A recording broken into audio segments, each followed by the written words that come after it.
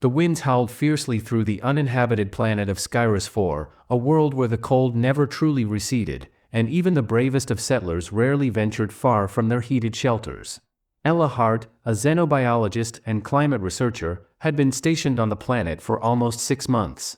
Her job was simple: collect data on the planet's icebound ecosystem and ensure the terraforming project proceeded as planned. But tonight, the storm had been different, stronger, colder, more relentless than ever before. Ella sat by the window of her research cabin, her eyes scanning the darkness beyond the glass. The wind tore at the structure, but she had grown accustomed to its fury. What unsettled her tonight was a different sound, a faint scraping against the door. At first, she dismissed it as the storm's violent rhythm, but then it came again, sharp and persistent. With a deep breath, Ella grabbed her plasma torch, her hand steady despite the unease settling in her chest. The protocol was clear: never open the door during a storm, never let anything inside that could jeopardize the seal or the mission. But the sound wasn't from the storm. It was something else, something alive. Carefully, Ella approached the door, plasma torch raised, and hesitated. The wind screeched louder, the storm battering the cabin, but the scratching didn't relent. She knew she had no choice. "Hello," she called out softly, her voice trembling slightly. The door creaked as she slowly opened it, revealing a mass of small, frost-covered creatures huddled together in the snow. No bigger than the average Earth-sized dog, their bodies were a delicate blend of shimmering white and pale blue, their eyes reflecting the dim light from the cabin. They had fur, but it was not normal fur. It seemed to be made of ice, glistening like shards of frozen crystals under the cabin's emergency lights. Ella stepped back instinctively, her breath catching in her throat. These were no ordinary creatures. Her research had suggested that Skyrus 4 was home to dangerous, predatory beings, but this was something different. These creatures weren't attacking, they were begging for warmth, their limbs trembling violently as the cold seeped into their bones. One by one, they staggered into her cabin, their movements erratic as if every step drained them further. There were 20 of them in total. Ella slammed the door behind them, her heart racing.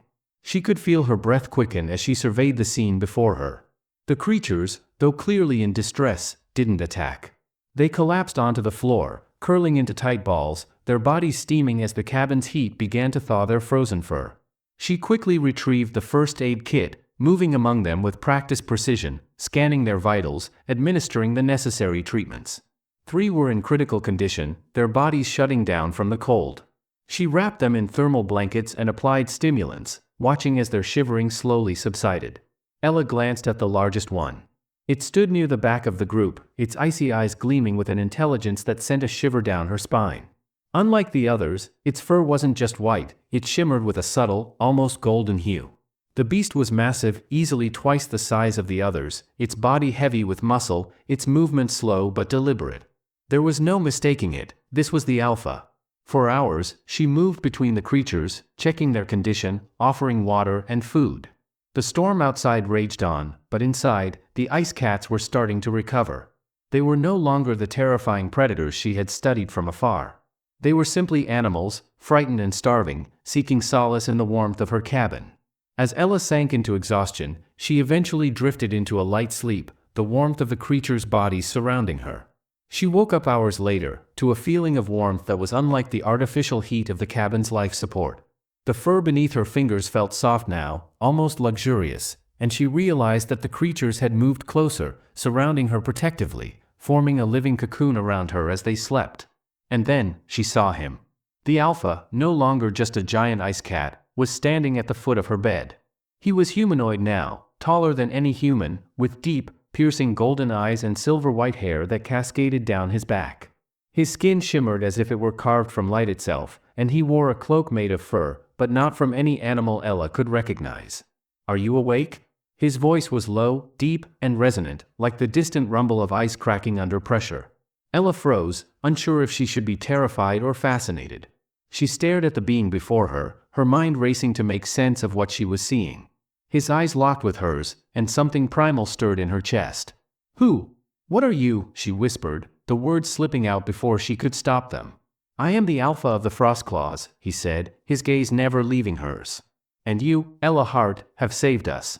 You have saved my pack." Ella's heart skipped a beat. The creature knew her name. "But we don't," Ella stuttered, trying to process the impossible reality unfolding before her. You opened the door when no one else would. You saw us, not as beasts, but as beings. That is why we came to you. The Alpha stepped closer, his presence overwhelming. You are different from the others. You see us. And now, I claim you. Ella's mind whirled. She had read about alien species, but nothing had prepared her for this. The protocols, the training, they hadn't covered this. A strange warmth spread through her chest, but there was also fear and uncertainty.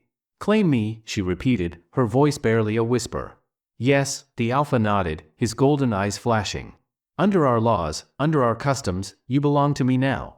You have saved us from the storm, and in return, you shall become one with my pack. Ella's pulse raced, but beneath the surprise and the fear, there was something else, a connection. A pull that she couldn't explain. She reached out slowly, her fingers brushing against his arm. His skin was cold, like the ice of the planet itself, but it warmed at her touch. I never meant to, Ella began, her words heavy with emotion, but now I see. The Alpha smiled, a sharp, predatory grin that should have frightened her but didn't. Then we shall begin together. The storm is over, and a new dawn awaits us both. As the storm cleared outside, the first light of a new day broke across the horizon, casting its pale glow over the planet. A new chapter for both human and alien, bound together by a kindness that neither species had expected. Ella Hart, now bound by alien law, stared into the golden eyes of the Frostclaw Alpha, knowing that this was only the beginning of something much greater, something that could change everything. Together, they would find a way to make this planet a home, for all of them.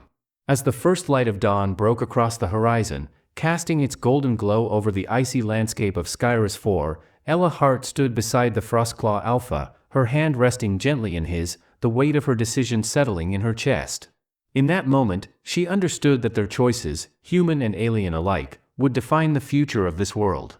A future not just of survival, but of unity, understanding, and shared purpose. Together, we can bridge the divide between our worlds, Ella thought, if we're brave enough to open our hearts. But the road ahead would not be easy. It would be filled with challenges that no protocol could prepare her for, a path that would test the limits of compassion, trust, and the very essence of what it means to be alive. Yet, in the eyes of the Frostclaw Alpha, she saw not just an alien predator, but a partner, someone who, like her, was willing to fight for something more than survival. This was their chance. To build a future where understanding prevails over fear, and kindness leads the way. And as the blizzard finally cleared, revealing a sky full of new possibilities, Ella knew one thing for sure: the world would never be the same again. The question was, were they ready to take that first step together? The choice is ours. Will we stand apart or rise united?